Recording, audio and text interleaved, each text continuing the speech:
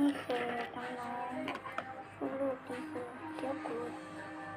นี่คือหมีเนยกับเกี๊ยวกูดอันนี้คือตุ๊กตานะครับผมชื่อเด็กชายปาริราจันทร์หอมชื่อเล่นชื่อเปรมอยู่ชั้นมัธยมศึกษาปีที่ 3ปีหน้าขึ้นป .4 ผมจะทำให้ช่องถึง100เลยนะครับฝากทุกคนกด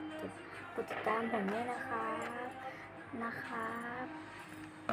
ถ้าผมได้ยอดวิว100ยอดวิว10 คนเมื่อไหร่ผมจะเต้นถอดเสื้อกลางถนนเลยครับเต้นอุจจาระด้วย